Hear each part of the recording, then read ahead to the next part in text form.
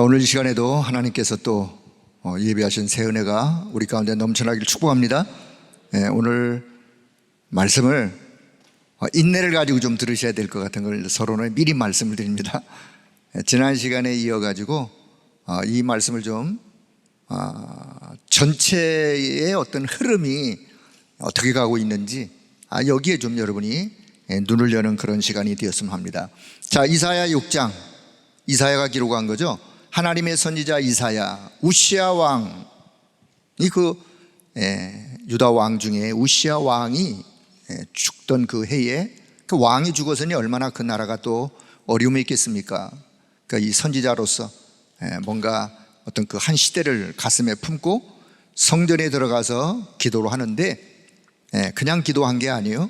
이사야 6장의 기도는 성전에서 깊은 기도를, 하나님의 영광스러움을, 주의 천사가 하나님을 찬양하는 그 영광스러운 모습을 보면서 자신이 발견되었어요. 자, 우리 인간은요, 언제 자기 자신을 적나라하게 정확하게 발견하느냐? 하나님 앞에 설 때, 말씀 앞에 설 때, 하나님의 전전에 설 때, 내가 죄인이구나. 그래서 복음이 필요한 거예요. 우리가요, 하나님 앞에 모든 인간이 바르기만 서면 나는 죄인입니다, 그래서 나를 구원하실 그리스도가 필요합니다 라고 결론을 내리는데, 하나님 앞에 안 서고 다른 데 서니까 자신이 안 발견되어지는 거예요. 이사야가 그 어마어마한 광경을 보고 자신이 발견되었어요. 하나님, 나는 죄인입니다. 내 입술은 부정한 입술입니다. 내가 선지자라고 하면서, 내가 하나님의 말씀을 대언한다고 하면서 내 입이 부정한 입술, 부정한 입입니다. 그때 하나님이 환상을 보는 거예요. 이사야가 지금 성전에 핀 숯불을요, 집게로 집어다가 이사야 입술을 그냥 찢어버려요. 그러면서 하나님이 뭐라고 말씀하시느냐? 내가 누구를 보내며, 누가 이 시대를 향하여 누가 하나님의 가슴을 가지고 갈 것이냐? 그때 이사야가 이렇게 얘기해요. 하나님, 내가 여기 있습니다. 나를 보내어 주소서. 나를 보내어 주소서. 그럼 하나님이 그래 이사야 네가 가라 하고 말씀을 하셔야 되는데, 하나님이 그렇게 말씀하지 않으세요. 그리고 뭐라고 말씀하냐? 이스라엘은 더 망할 것이다. 더 망할 거야. 더 망하는데 결국은 남은 자가 있다, 구루터기가 있다, 렘넌트가 있다 하면서 이 렘넌트의 비밀, 구루터기의 비밀을 이사야에게 말씀해요. 그것은 이사야에게 하나님이 남겨두신 복음 회복할 하나님의 사람들이 있다. 그러니 너는 구루터기 세우는 일에, 렘넌트 세우는 일에 너의 남은 생을, 너의 사역을, 그걸 하나님이 이사야에게 말씀을 던졌다고 생각이 되어져요. 그래서 이사야가 이사야서를 쓰면서 한 번도 경험하지 않았는데 예수님의 십자가 사건을 아주 적나라하게 이사야 53장에 기록을 합니다. 본 거 이상으로. 자, 그래서 오늘 이사야 6장 13절 한 절만 우리가 보면서, 자, 하나님은 시대마다 시대에 살리는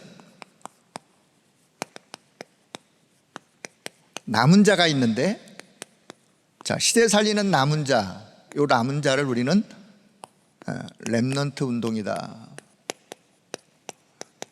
렘넌트 운동, 이 렘넌트 운동이 회복이 돼야 돼요. 망대 회복, 진짜 망대를 세우는 망대, 어떤 망대? 미래 살리는 망대, 렘넌트 운동. 자, 이런 측면에서 오늘 말씀을 한번 살펴보면서, 자, 서론의 말씀. 자, 하나님은 지금도 살아계신 하나님이심을 믿으시죠? 믿으세요? 안 믿으세요? 하나님은 지금도 살아계세요. 살아계신 하나님을 사실로 믿습니까? 믿으셔야 돼요.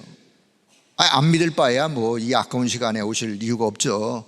이미 믿으시니까 여기 오셨지. 하나님은 살아계신 하나님, 동시에 역사하시는 하나님, 응답하시는 하나님. 자, 하나님을 우리는 그렇게 믿습니다. 그런데 하나님이 지금도 살아계시면서 하나님의 정확한 시간표 가운데, 그건 하나님의 때요, 하나님의 정확한 시간표 가운데 하나님의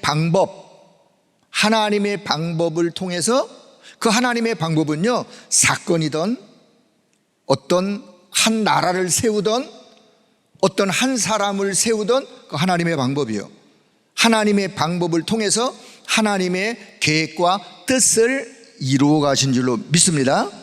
여기에 우리는 믿음을 가지셔야 돼요. 그렇구나, 하나님은 지금도 살아계시고 하나님은 지금도 역사하시고 지금도 응답하시는데 하나님은 하나님의 시간표 속에서 하나님의 방법으로 하나님의 뜻과 계획을 이루어 가신다. 그렇다면 저와 여러분의 인생이 얼마나 값진 인생이에요. 단 한 번밖에 없는 인생. 그렇다면 여기에 내가 담겨져서 하나님과 방향이 맞고 하나님이 이루려고 하는 뜻에 맞게 가는 것이 내 인생을 허비하지 않는 것이죠. 그렇죠? 누구나 다 인생이 성공적 인생, 승리하는 인생을 살기를 원하는데, 그러려면 하나님이 이루고자 하시는 뜻과 계획이 있는 거기에 방향이 맞아야 되는 거예요. 그러니까 오늘 성경 방향을 맞췄던 사람들의 이야기를 쭉 한번 열거하려고 하는데, 또 한 번 말씀드립니다. 오늘 성경 구절을 많이 쓸 거지만 이 성경 구절만 여러분이 잘 이해하신다면 성경 전체가 확 열리는, 성경 전체가 뻥 뚫리는 그런 시간이 될 건데, 인내가 필요해요. 뭐가 필요해요? 인내가 필요해요. 중도에 포기하지 마시고, 오늘 요 한 시간만 내가 잘 들으면 내 인생이 바뀐다, 투자할 가치가 있는 거죠. 그렇게 생각하시고 중도에 포기하지 말고, 내가 이걸 준비하면서 내가 왜 이걸 준비하지? 렘넌트 대회가 곧 다음 주, 그 다음 주에 이제 진행되기 때문에, 그래서 우리 렘넌트 들고 기도할 때 그래서 이렇게 이 부분을 두고 기도해야 되지 않겠냐, 그런 좀 중심을 가지고 말씀을 같이 나누도록 하겠습니다. 서론. 지난주 일부 강단, 이제 벌써 고린도 후서가 이제 벌써 마무리되고, 돌아오는 주일날 이제 그 다음 이제 갈라디아서로 이제 말씀이 넘어가는데요. 고린도 후서, 지난주 본문이 어디였죠? 일부 강단? 고린도 후서 10장? 고린도 후서 10장 4절의 말씀 기억하세요? 우리의 싸우는 무기는 육신에 속한 것이 아니요 오직 어떤 견고한 진도, 어떤 견고한 진, 어떤 견고한 성, 어떤 견고한 사단의 회, 어떤 견고한 사단의 망대도 무너뜨리는 하나님의 능력이라. 뭐가? 우리가 싸우는, 우리가 가지고 있는 무기가 그렇단 말이에요. 내가 가지고 있는 무기가 어떤 무기냐? 싸움의 무기가 견고한 진을 파해버리는 하나님의 능력의 무기를 우리는 가지고 있다, 그 말씀이에요. 지금 바울이 고린도 교회를 향해서 아주 그냥 강렬하게 던지는 메시지예요. 그러면 저는 적용하는 측면에서 이 부분을 놓치지 말길 바라서, 싸우는 무기 중에 하나님이 우리에게 주신 무기, 그게 바로 하나님의 능력의 말씀이었다. 사단의 망대를 파는 강력한 힘, 하나님의 말씀. 하나님의 말씀이 임하면 견고한 사단의 진도 무너진다. 그렇죠? 다시, 아무리 견고한 사단의 진이라 할지라도 하나님의 능력의 말씀이 임하면 어떻게 된다고요?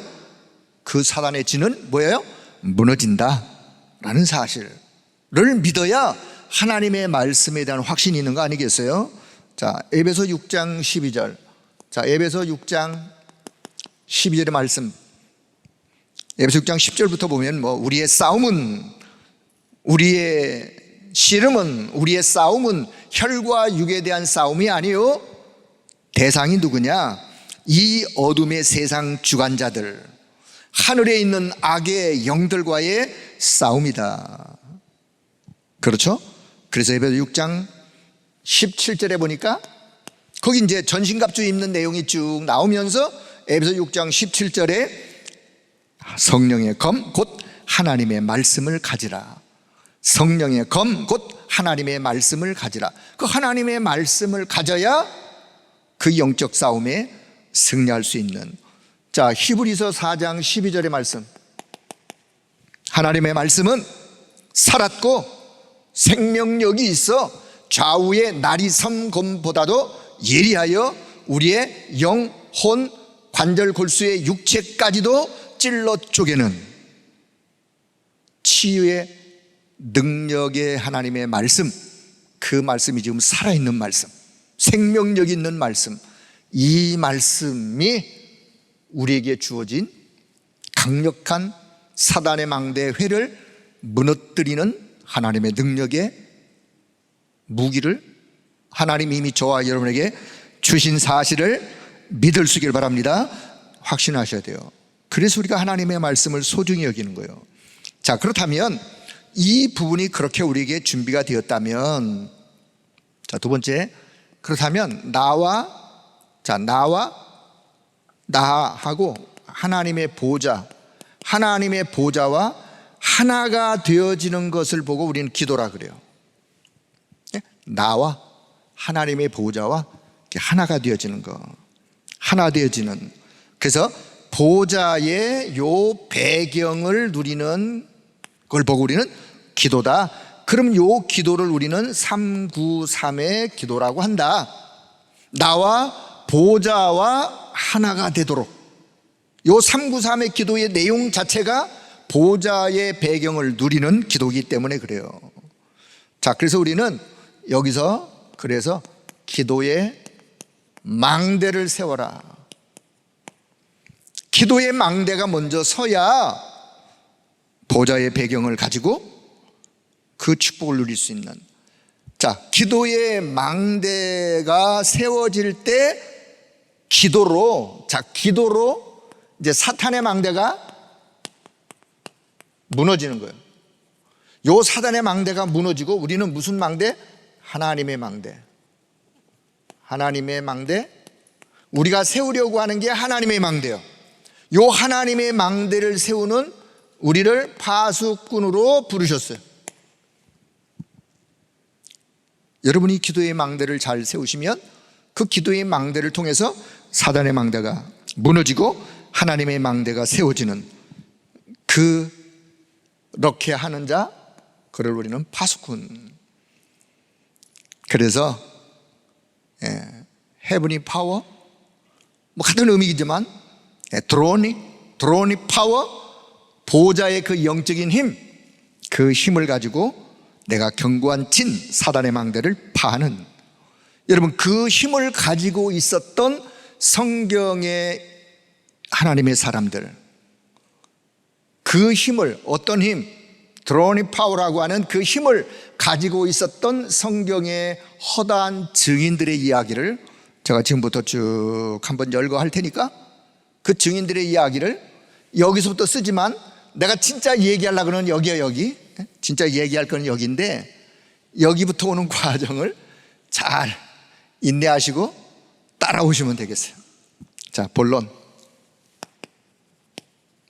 첫째, 자, 우리는 한 시대마다 어떻든 뭐 제가 이렇게 시대를 얘기하는 거는 뭐 성경학자들이 무슨 시대 그 어떤 그런 거 어떤 뭐 세대주의 학자 그런 얘기 아닙니다. 그냥 성경을 그냥 이해하기 쉽게 우리 평신도들에게 이런 시대가 성경에 열거됐지 않냐. 자, 그래서 에덴 동산. 자, 에덴 동산의 이야기로부터 성경이 시작이 되죠. 자, 창세기 1장 27절, 28절. 이게 이제 우리 인간이 어떤 존재냐. 인간은 하나님의 형상대로 창조되어진 하나님과 함께 할 수 있는 존재. 그게 우리의 신분이에요. 이 생명으로 28절은 생육하고 번성하고 땅에 충만하여, 그걸 다른 말로 얘기하면요, 27의 이 축복을 28절 전 세계로 확산하는 세계화예요. 이미 시작부터 생육하고 번성하고 온 땅에 충만한, 이게 벌써 세계화예요. 그래서 요 생명이 2장 7절에 이 생명이 내 안에, 내 영혼 속에, 그 나를, 인간이라는 존재가 그래서 영적인 존재예요. 국어 사전에 찾으면 인간이란, 사람이란, 그거는 그냥 일반 세상 학문 사람들이 하는 거고, 하나님이 인간을 창조하시고 인간은 어떤 존재냐? 창세기 1장 20절 28절 2장 7절의 존재예요. 요 존재에게 18절 하나님은 에덴 동산 안에 어마어마한 축복을, 그게 삶의 축복이에요. 하나님과 함께하는 삶, 하나님을 누리는 삶, 영육이, 요 상태가 인간에게 있어서 참 행복이에요. 뭐가 행복이냐? 요 상태가 참 행복이에요. 참 행복, 참 안식, 참 평안, 요거. 자, 그런데 그만 창세기 3장 사건이 벌어짐으로 인하여 요 축복이 상실되어질 때 하나님께서는 창세기 3장 15절을 통해서 다시 회복할 수 있는 길로 여자의 후손을 말씀하시죠. 여자의 후손, 장차 오실 메시아 그리스도가 다시 이 축복을 회복하는 길로. 그런데 하나님은 이것을 아담과 하와에게 창세기 3장 15절을 말씀하시면서 구약의 구체적인 방법으로 21절을 말씀하세요. 가죽옷의 비밀. 다시 하나님을 만나려면 하나님과 아담과 하와, 죄인과의 사이에서 죄 없는 짐승이 피 흘려 죽어야 됐어요. 그래서 구약의 백성들은 하나님을 만날 때마다 짐승을 잡아 피 흘렸어요. 요 피가 창세기 3장 21절이 신약의 갈보리산 사건, 예수님의 십자가 사건의 그림자예요. 그림자, 모형이에요. 그래서 다시 축복을 회복하는 길로 하나님이 말씀하세요. 창세기 3장 15절은 원시복음이에요. 최초의 복음. 자, 요 비밀을 창세기 4장 4절에 누가 잡냐? 아담과 하와의 집에 여러 자녀가 있었겠지만 가인과 아벨이 있었는데, 분명히 가인과 아벨은 그 부모님이 창세기 3장 15절 21절을 붙잡고 하나님 앞에 나아가는 피제사의 비밀을 봤어요. 봤음에도 불구하고 가인은 놓쳤어요. 누가 잡았어요?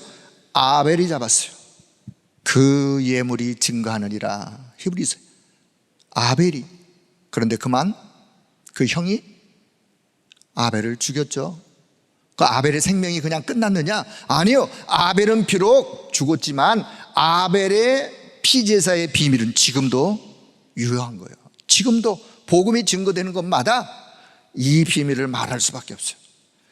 거기에 25절에 하나님은 셋이라고 하는, 셋, 이름이 셋, 아벨 다음에 셋이라고 하는 아들을 하나님이 주심으로 이 언약의 후대가 쫙. 자, 지금부터 결국은 성경의 이야기는 이 축복의 비밀을 받았던 시대마다 어떤 사람들이 결국은 이 축복을 누리며 시대를 살렸는가.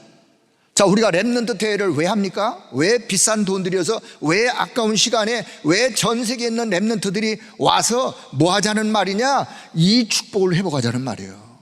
결국은 표현이야, 어떻게 표현하든지 간에 이 축복을 회복하자. 자, 두 번째. 자, 그런데 네피림 시대가 되었어요. 네피림 시대. 요 네피림 시대는 결국은 홍수라고 하는 심판의 그런 시대였죠. 그런 시대였지만 창세기 6장 8절에 보니까 그러나 노아는 하나님께 은혜를 입었더라. 창세기 6장에 와가지고 하나님이 뭐라고 말씀하느냐? 얼마나 사람들이 죄악에 관영했던지, 인간적 언어의 표현으로 내가 사람 지으셨음을 한탄하신다라고 하나님이 그렇게 표현하세요. 얼마나 죄악이 관영했으면 네피림 시대에 온 세상 사람들이, 온 땅이 다 하나님의 마음을 아프게 해드리는, 우상 속으로 빠져버리는, 사단에게 장악되어 버리는. 그래서 하나님은 홍수 심판을 말씀하시는데 그 속에서도 누가 있었느냐? 렘넌트 노아가 있었던 거예요. 그러나 노아는 하나님께 은혜를 입었더라.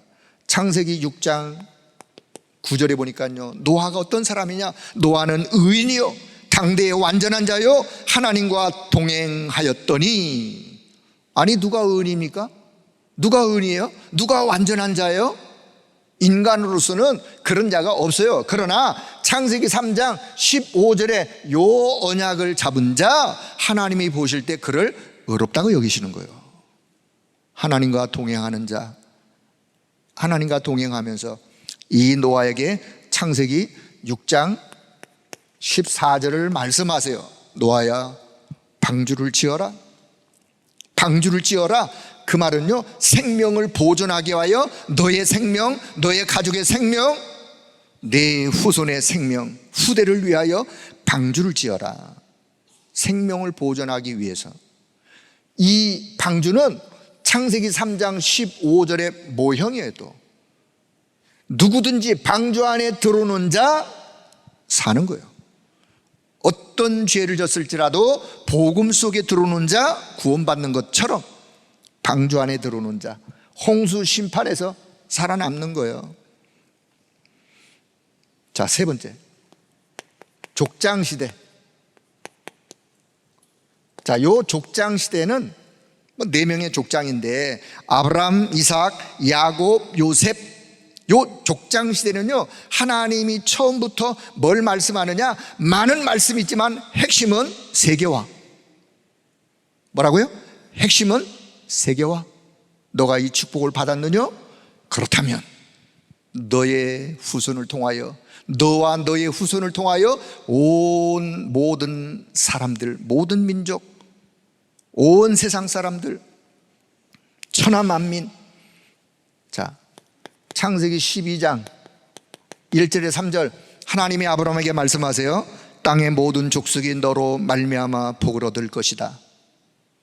네? 자, 핵심적인 이야기만 제가 전달할 테니까요. 하나님이 아브라함을 부르시고 아브라함아 내 이름을 창대하게 하겠다, 뭐 많은 이야기를 하지만 결국은 핵심은 뭐냐? 너를 통하여 땅의 모든 족속이 복을 얻을 것이다. 그 복이 뭐냐? 이 복이요, 이 복. 육신의 복을 말하겠어요?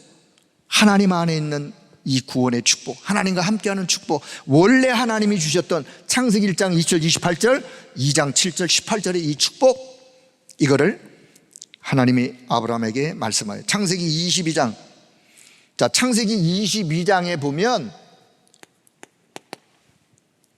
자기 아들 이삭을 데리고 모리아산에 가가지고 하나님 앞에 아들을 바칠 때, 왜 하나님 바치라 했으니까, 바칠 때 그때 하나님이 아브라함에게 또 말씀합니다.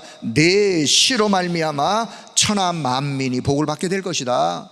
너의 씨, 이삭도 너의 씨지만 그 후대를 좀 두고 오실 메시아까지를 내다보면서 지금 하나님이 말씀하는 거예요. 복을 얻게 되죠. 자, 창세기 26장 두 번째, 창세기 26장 3절 4절 그 아들 이삭에게 하나님이 말씀합니다. 내가 너와 함께 있어 내게 복을 주고 내 자손으로 말미암아 천하 만민이 복을 얻게 될 것이다. 자, 창세기 세 번째, 창세기 28장. 절수는 여러분이 그냥 앞뒤로 보시면 되고요. 그러니까 저는 그냥 핵심적인 내용에서 10절에서 22절의 말씀, 야곱에게 하나님이 베델의 언약을 말씀합니다.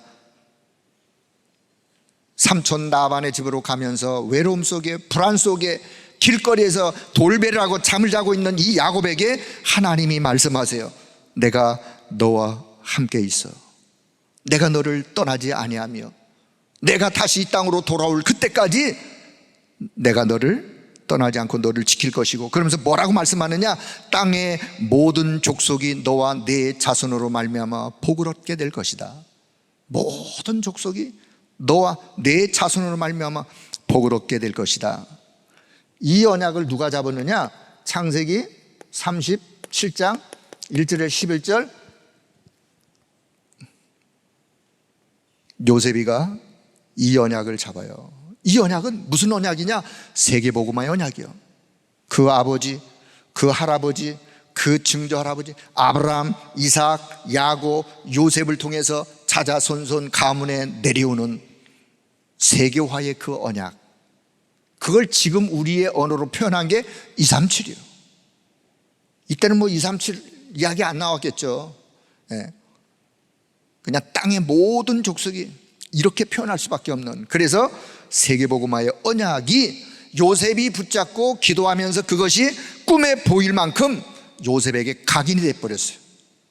지금 우리 렘넌트 운동 하자는, 뭘 하자는 말이냐? 이 축복 속으로 우리 렘넌트들이 들어가길 원하는, 담기를 원하는.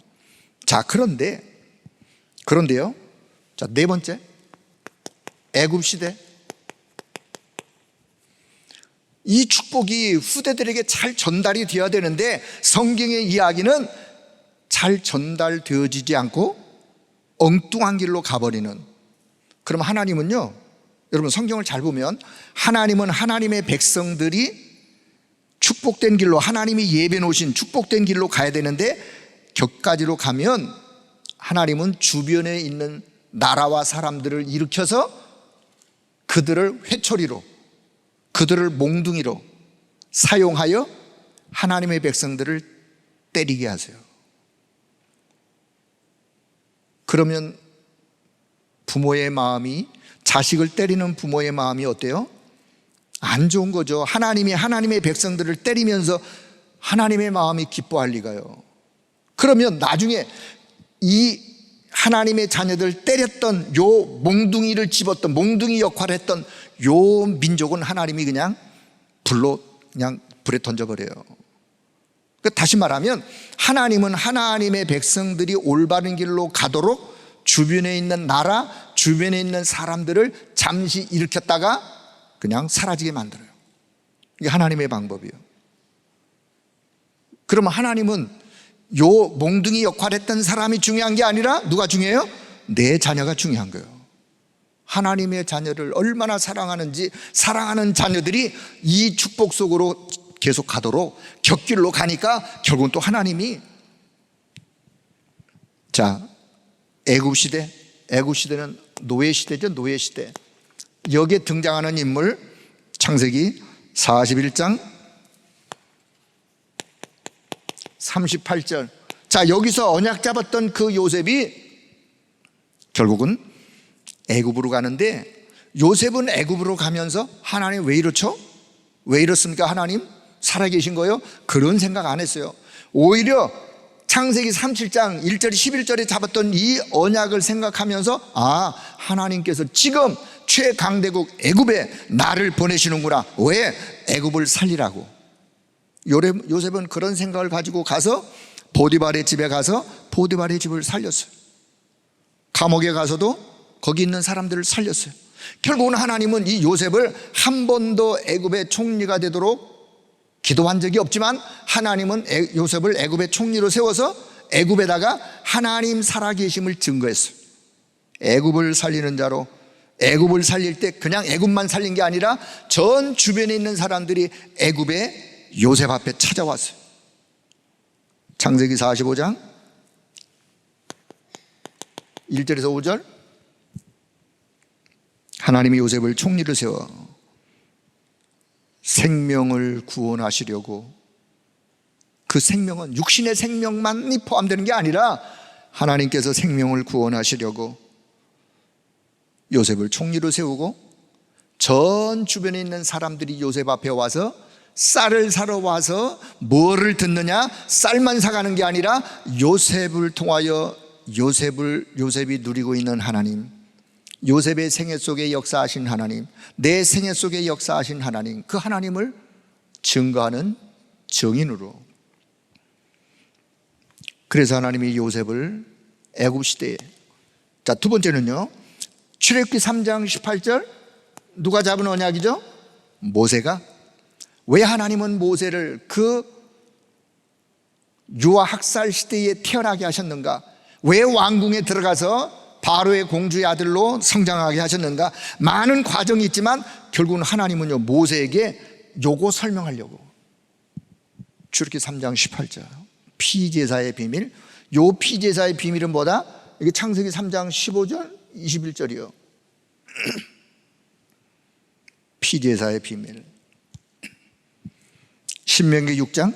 그래서 신명기 6장 4절에서 9절 모세가 가나안을 눈앞에 두고, 가나안을 눈앞에 두고, 모세는 가나안에 못 들어가지만 모세가 이 후손들이 가나안 땅에 들어가서 이 축복을 지속해서 누리는 길이 뭐냐? 이 후손들, 후대들에게 하나님의 말씀을 각인시켜야 되겠구나 해서 신명기 6장 4절에 9절 이스라엘아 들으라. 쉐마 이스라엘이여, 하나님의 말씀을 각인해라. 어디에? 이마에도, 손목에도, 미간에도, 뭐 집 문설주에도, 어디든지 보이는 곳마다 하나님의 말씀을, 왜요? 그거는 각인이요, 잊지 말라고. 왜요? 그게 사는 길이기 때문에. 그래서 하나님은 애굽 시대에, 비록 노예 시대였지만 하나님이 요셉을, 모세를 하나님이 쓰시는 하나님. 자, 다섯 번째, 뭐 시간이 없으니까 그냥 대표적인 성경 구절만 적어 갑니다. 자, 블레셋 시대. 이 블레셋 시대는 뭐냐? 전쟁이에요, 전쟁. 가만히 있는데 옆에 있는 블레셋이 또 와서 건드려요. 이스라엘을 자꾸만 괴롭혀요. 그 이유가 뭐라 그랬죠? 제가 아까 그 이유를 찾는 자가 쓰임받는 렘넌트예요. 자, 혹시 여러분 생애 속에 왜 하나님 내 인생에 이렇게 많은 고난이 있나요? 이유 있는 고난이에요. 복음 앞에서 하나님 앞에 내 자신을 이렇게 살펴보면, 아, 그렇군요, 하나님이 나를 훈련하기 원하시는 이 부분이 있군요. 문제, 갈등, 위기, 결국은요, 나를 복음 속으로 들어가면 이 모든 게 다 축복으로 바뀌는 거예요. 가만히 있는데 블레셋이 와서 자꾸 또 건드려요. 왜 건드리느냐? 건드리는 이유가 있다니까요. 왜 건드리냐? 하나님이 건들도록 블레셋을 지금 이렇게 하나님이 자꾸만 부추기는 거예요. 왜요? 그래야 이스라엘에게 뭔가를 깨닫도록, 이 길로 가도록 하나님이 안내하는 것이기 때문에. 자, 사무엘상 7장 1절에서 15절. 이스라엘이요, 언약궤를 빼앗겼어. 어디에? 블레셋에. 언약궤를 빼앗겼다가 20년 만에 언약궤가 돌아와요. 그래서 나비나답의 집에 언약궤를 보관하고 들여놓고, 그 이후에 사무엘이 뭘 받느냐? 아, 우리 민족이 지금 우리를 괴롭히는 저 블레셋이 문제가 아니라 우리 민족이 지금 우상숭배에 빠져 있구나. 왜? 그 시대에 산당마다 그냥 모든 우상들을 섬기는 것들을. 그래서 사무엘이 뭐라고 말씀하느냐? 이스라엘 백성들을 향해서 모든 우상들을 다 제거하고 산당들을 다 찍어 불사르고 미스바에 모여라. 미스바에 모여서 우리가 하나님 앞에 회개하며 기도하자. 미스바 운동을 일으켰던 사무엘. 다시 미스바 운동은 곧 뭐예요? 이 축복 속으로 회복하자, 돌아가자, 그 말이에요. 표현이야 다르겠지만. 그래서 13절 보면, 특히 여기 7장 13절을 보니까 여호와의 손이 사무엘이 사는 날 동안에 블레셋 사람을 막으시고 평화가 있었더라. 자, 두 번째, 사무엘상 16장. 그 사무엘이 다윗을 세워요. 다윗을 왕으로 세우라고 하나님이 말씀하여 기름불병을 취하여다가 이새의 집에 가서 말제 아들 다윗에게 머리에 기름을 붓는데 이날 이후로 다윗이 여호와의 영에 크게 감동되니라. 여호와의 영에 크게 감동되니라.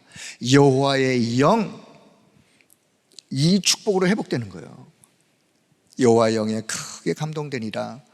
그리고 23절 다윗이 찬송할 때 사울에게 붙었던 악령이 떠나가는 찬송이 얼마나 능력 있는 것을 다윗이 체험하게 되는. 자, 역대상 29장 세 번째는요, 역대상 29장 1절에서 19절. 여기 보면 다윗이 백성들과 함께 성전 건축을 준비합니다. 그런데 저는 역대상 29장을 읽을 때마다 참 마음이 감격스러워요. 뭐가 감격스러우냐? 거기에 다윗과 함께한 백성들의 고백이 얼마나 감동적인지. 거기 보면요, 자원하여 하나님 앞에 성전 건축을 준비하기 위해서 그들이 가지고 있던 예물을 하나님 앞에 드리는데 자원하여 기뻐하며 뭐라고 이야기하느냐, 고백하느냐? 천지에 있는 것이 다 주의 것이로소이다. 나와 내 백성이 무엇이기에 이처럼 즐거운 마음으로 하나님 앞에 드릴 힘이 있었나이까. 모든 것이 주께로 말미암아 싸우니 우리가 주의 손에 받은 것을 다시 주님께 드렸을 뿐입니다. 이 마음이, 다윗의 이 마음이 어디서 나온 마음인가요? 그거예요. 하나님과 함께하는 복음 속에 복음의 능력으로 나온 그런 마음. 이 시대를 살리는, 블레셋 시대를 살리는 사무엘, 다윗. 자, 여섯 번째, 아람 시대. 자, 그래서 다윗이 1천 망대를 세우는 힘이 어디 있었느냐? 여기 있었어요. 1천 망대를 세우는.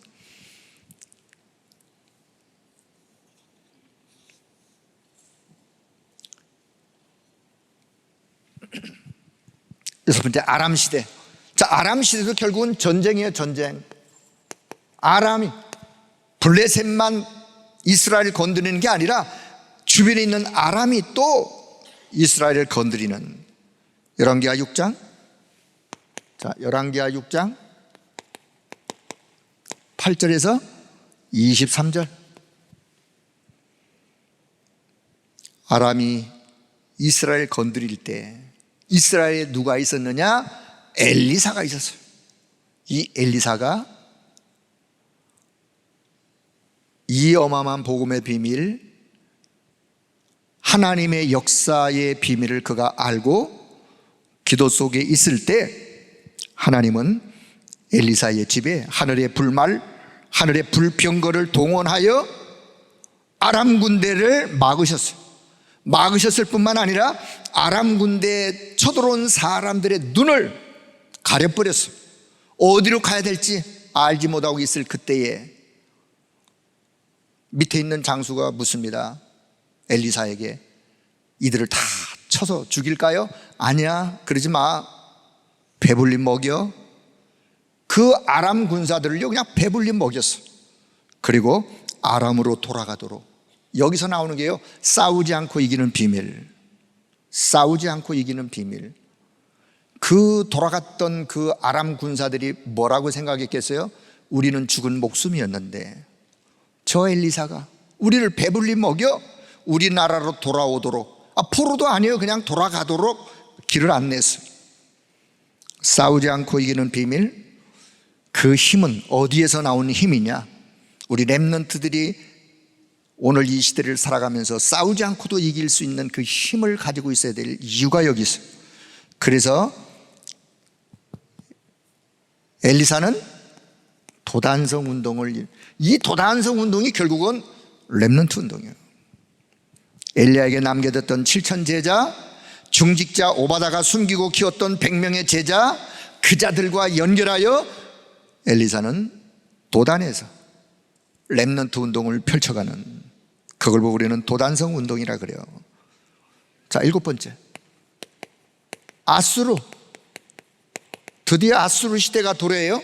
이 아수르 시대는 결국은 전쟁, 포로, 가만히 있는데 또 아수르가 또 쳐들어와요. 아수르가 쳐들어오는데 여기서 우리가 하나 열왕기하 19장 1절에서 35절, 아수르의 왕 사네립이라고 하는 왕이 있었는데 이 사네립이 군사를 거느리고 쳐들어왔어요. 어디에? 이스라엘에. 그러면서 자기가 손으로 쓴 글 편지를 이스라엘 왕 히스기야에게 전달했어요. 근데 그 편지의 내용이 뭐냐? 하나님의 이름을 조롱하고 군사 18만 5천을 거느리고 쳐들어왔어요. 그래서 히스기야가 그 편지를 전달받았어요. 그 밑에 있는 군사한테.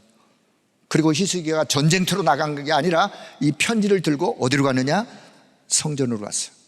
성전 위에 딱 우리로 말하면 강대상인데 어딘지 딱 올려놓고, 하나님 보시옵소서, 저 하나님도 없는 저 사내리 하나님의 이름을 모독하는 이 편지를 보시옵소서. 그 밤에요, 히스기야가 하나님 앞에 깊은 기도를, 35절, 특히 요 35절, 그 밤에 여호와의 사자가 나와서 아수르 진영에서 군사 18만 5천 명을 그냥 다 쳤어요. 아침에 일어나 보니까 다 송장이 되었더라. 그리고 한 사람만 딱 살렸어요. 다시 아수르로 돌아가도록. 누굴 살렸느냐? 사네립 왕 한 사람만 살렸어요. 왜? 가서 증인으로 말을 해야 되니까. 아수르에 돌아가서 말을 해야 되니까. 성경에 보면 사네립이 아수르로 돌아가서 바로 그냥 처형돼서 그냥 사라져요. 그 얘기만 전달하고. 자, 아수르 시대, 다시 말하면 앞으로 일어날 이스라엘의 포로 시대를 염두에 두고 하나님이 이사야에게 말씀을 하는 게 오늘 본문의 이야기예요. 이사야는 앞으로 이스라엘이 저 아수르 바벨론에 포로될 것을 미리 내다보고 하나님이 이사야 선지자를 세워서 장차 되어질 일들을 전달합니다.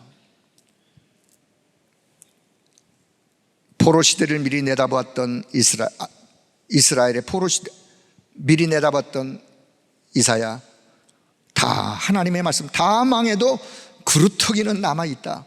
그루터기는 남아있다. 그루터기 렘넌트, 남은 자. 이사야 7장 14절, 보라 처녀가 잉태하여 아들을 낳을 것이요 그 이름을 임마누엘이라 하리라. 임마누엘로 오실 그분을 이사야가 증언하죠. 이사야 60장 1절에서 3절, 일어나라 빛을 발하라 여호와의 영광이 내 위에 임하였으니 일어나서 빛을 발하라. 눈을 들어 사면을 보라. 원방에서 아들 딸들이 돌아오게 될 것이요, 그거는 포로 시대 이후에 다시 귀환할 미래를 내다보면서 이사야가 지금, 그러니 그런 날이 이르기도록 일어나서 빛을 발하라. 22절, 때가 되면 나 여호와께서 속히 이룰 것이다. 이 언약의 말씀을 때가 되면, 하나님의 시간표 때가 되면 내가 다 속히 이룰 것이니 일어나서 빛을 발하여라. 자, 이게 이제 아수르 시대예요. 자, 8번째, 드디어 이제 바벨론. 자, 바벨론 시대, 바벨론이 바사, 메데 바사에게 망해서 바사 시대까지, 이게 포로 시대예요. 포로 시대. 자, 여기에 누가?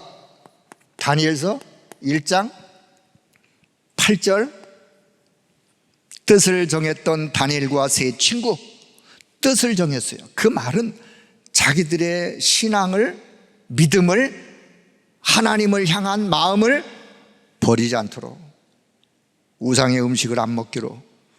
다니엘 3장 1절에 30절 또 큰 위기가 왔어요. 어떤 위기? 느부갓네살 왕이 만들어 놓은 도라평지의 큰 금신상 앞에 누구든지 절해라, 절하지 않으면 풀무불에 집어넣는다. 18절에 3장 18절에 이들의 고백, 왕이여 우리는 왕이 세운 금신상 앞에 절하지 않겠습니다. 풀무불에 들어간다면 들어가겠습니다, 그 말이에요. 들어가겠습니다. 그런데 하나님이 우리를 건져 주실 것인데 혹 건져 주지 아니한다 할지라도 우리는 왕이 세운 금신상 앞에 절하지 않겠습니다. 왜요? 지금 그들이, 이스라엘 민족이 왜 바벨론까지 왔는데 무엇 때문에 왔어요? 이민 왔어요? 유학 왔어요? 아니요. 이스라엘이 우상 숭배하다가 하나님이 바벨론으로 이 백성들을, 그런데 하나님은 서론에서 이야기하다가 큰 세 번째, 하나님은 전 세계를 흩트지만 이 흩트는 이 속에 누가 있느냐? 남은 자가 있는 거예요. 어떤 남은 자? 복음 가진 그루터기, 렘넌트가 이 속에 있는 거예요. 역사는, 시대는 이렇게 흘러가지만 다니엘 같은 그의 세 친구 같은, 다니엘서 6장 10절 다니엘이 결단해요. 사자굴에 들어가는 한이 있더라도 왕의 어인이 찍힌 것을 알고도 전에 행하던 대로 하나님 앞에 기도하며 감사하는 다니엘의 결단. 자, 여기서 한번 질문을, 그 시대를 살렸던 렘넌트들의 결단, 그 모습 속에서 우리는 무엇을 교훈 삼고 적용해야 될 것인지 우리가 한번 살펴봐야 돼요. 이 렘넌트들은 이런 어려움 속에서도 이들의 깡다구였나? 세상 사람 나랑 깡다구였어요? 아니요, 깡다구가 아니에요. 고집이요? 아니라니까요. 뭐였어요? 그들에게는 분명한 하나님의 역사를 믿고 그 시대에 하나님이 원하는 것이 무엇인지 그것을 위해서라면 내가 생명도 걸겠다. 그게 결단이에요. 하나님은 언제 역사하느냐? 우리가 진짜로 하나님이 원하시는 거기에 내 생명이, 내 중심이 딱 쓸 때, 그때 하나님이 역사하시는 거예요. 근데 그때 하나님이 역사 안 하셨다, 내게 손해가 왔다, 그건 그 다음에 다른 쪽으로 하나님은 보상하실 거예요. 손해를 봤지만 그 다음에 하나님은 하나님의 방법으로, 그러다가 그냥 끝났다, 그래도 내 인생은 손해가 아니에요. 왜요? 가서 할 말이 있는 건데.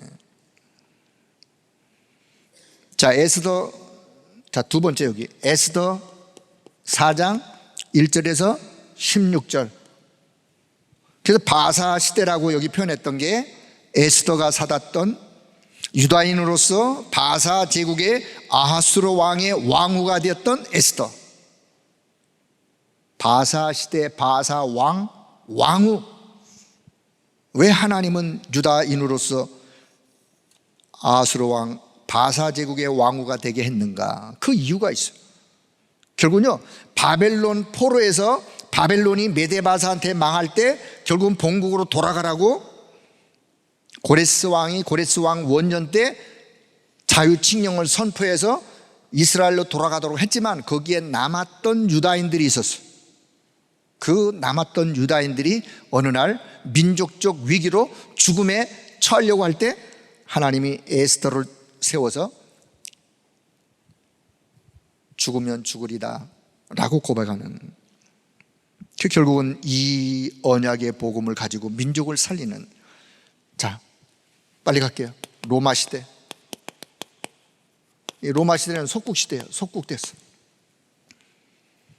자, 누가복음 2장 1절에서 10절에서 11절. 결론, 예수가 그리스도로 이 땅에 오시고, 마태복음 16장 16절 속국시대에 하나님이 복음을 선포하도록 주가 그리스도 되심을 베드로가 선포하는. 자, 두 번째는요, 그래서 사도행전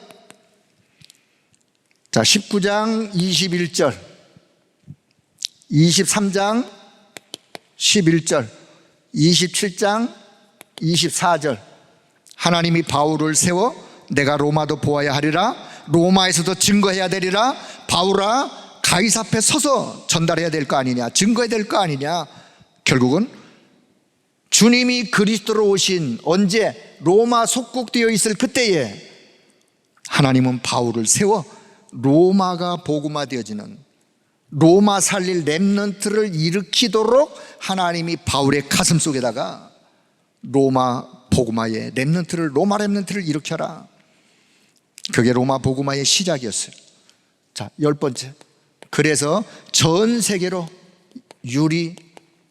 방황하는 이스라엘. 유랑민 시대.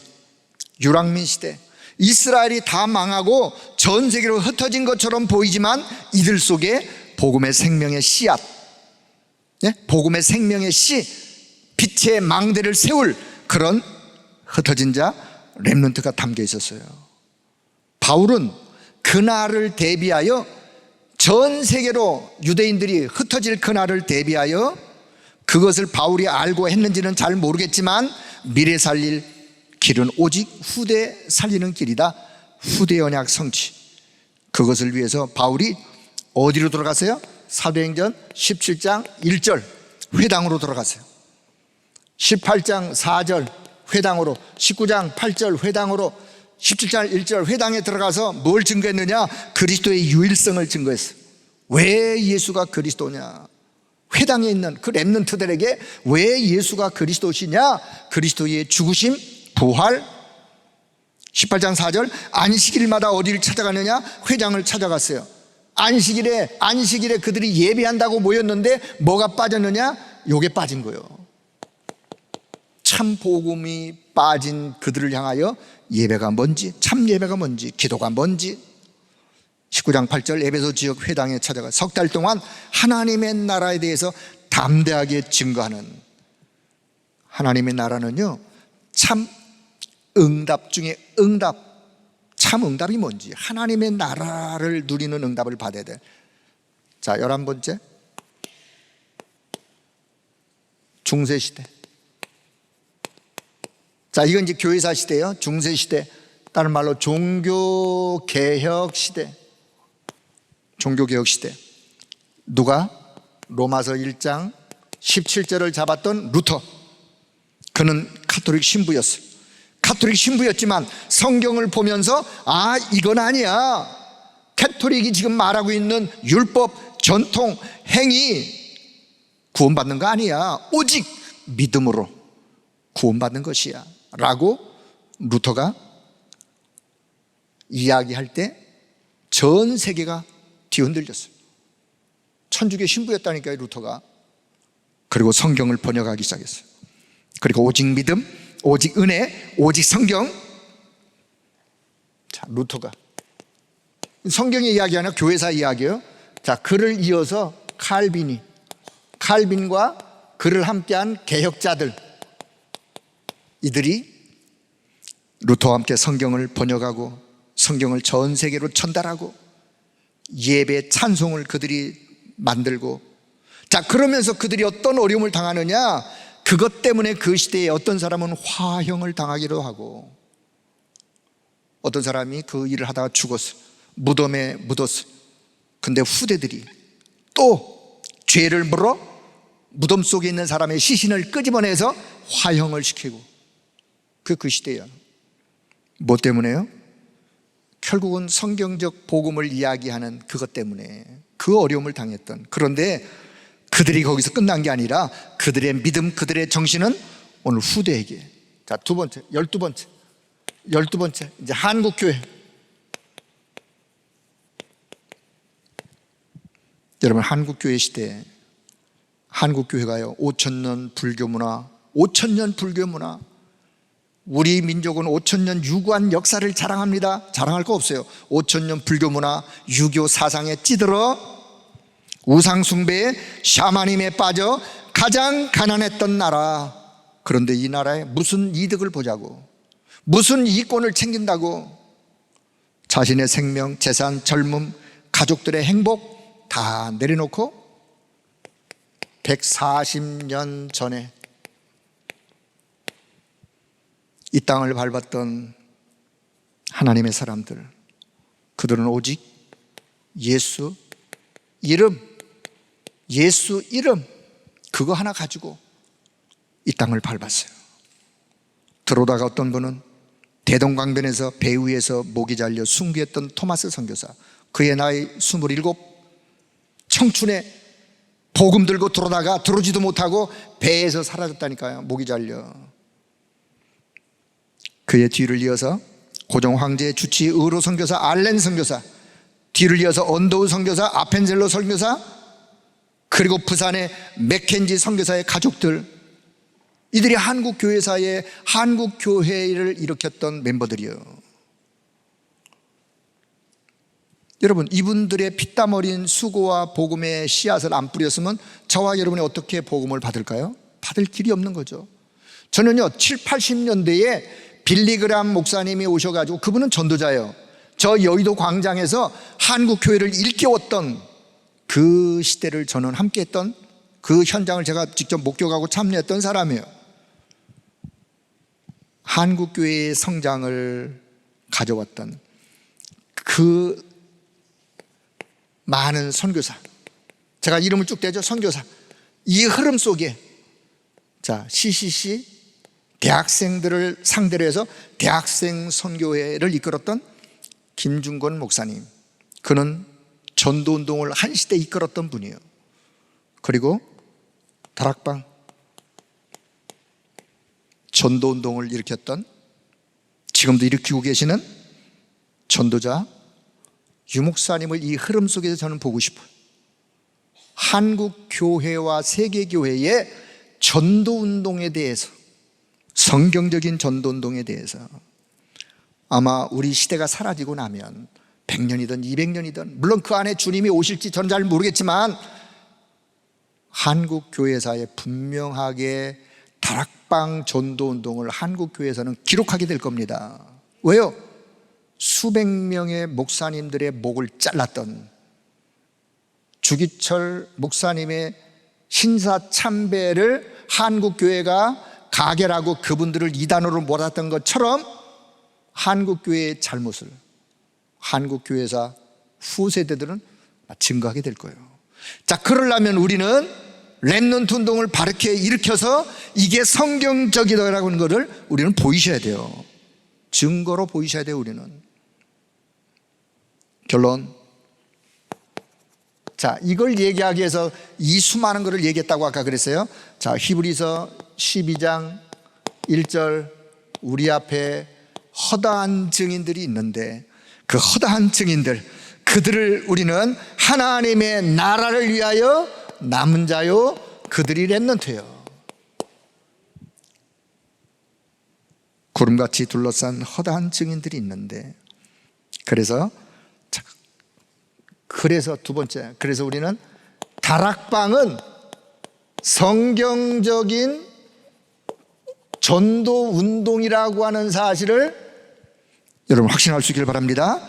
누가 뭐라 그래도, 사단이니 오단이니 말해도 말하는 그분의 입이 아플 뿐이지, 다락방은 성경적인 전도 운동이다. 그래서 우리는 나와 교회와 현장에, 여러분 우리 다락방이 뭐냐? 나와 교회와 현장에 견고한 진, 이 사탄의 망대를 무너뜨리고 여기에 하나님의 망대를 세우자 하는 게 다락방 운동이에요. 다락방 전도 운동이에요. 그래서 이것을 지금, 그렇다면 우리가 어떻게 적용할 것이냐, 하나님의 망대를 세우는데 어떻게 적용할 것이냐, 우리 렘넌트들에게 어떻게 적용할 것이냐, 그래서 나온 게 금토일 시대예요.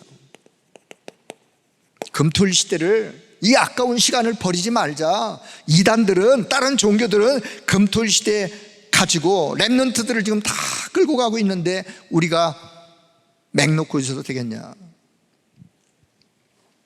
그래서 우리 렘넌트들에게 금토일 시대를, 여기서 우리는 뭘 가르쳐 줬냐?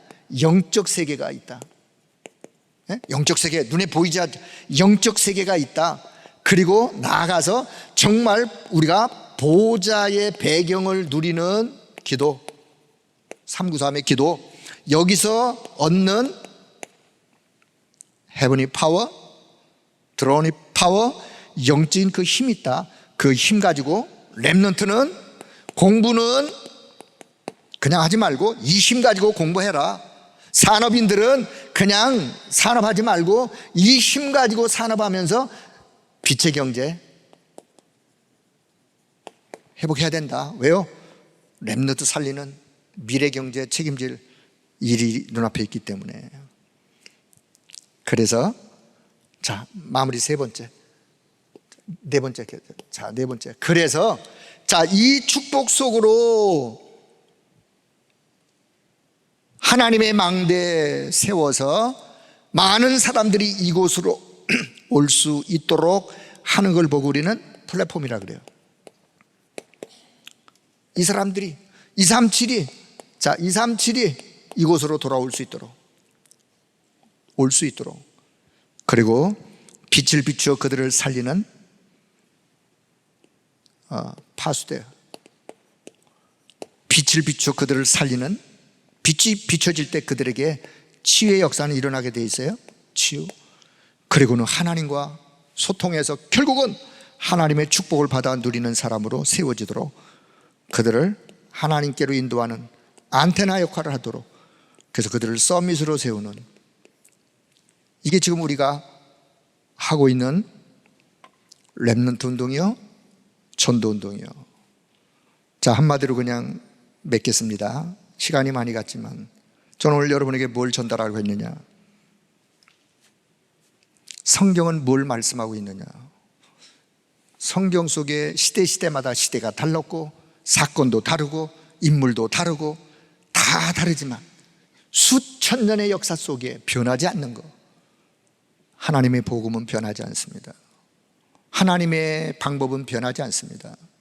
하나님의 쓰시는 하나님의 사람들은 수천 년 전이나 지금이나 똑같다 그 말이에요. 어떤 사람을 하나님이 쓰시는지 2030, 2080, 50년 시대를 좌우할 우리 렘넌트들, 우리는 그들을 바르게 세워야 돼요.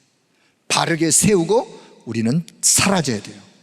그래야 그들이 또 다른 후대들을 키울 것이기 때문에. 그래서 이번 렘넌트 리더 본대회 때 정말 우리 렘넌트들이 이 역사의 흐름 속에서 하나님이 원하시는 것을 바로 가슴에 담을 수 있도록 여러분의 기도가 필요한 거예요.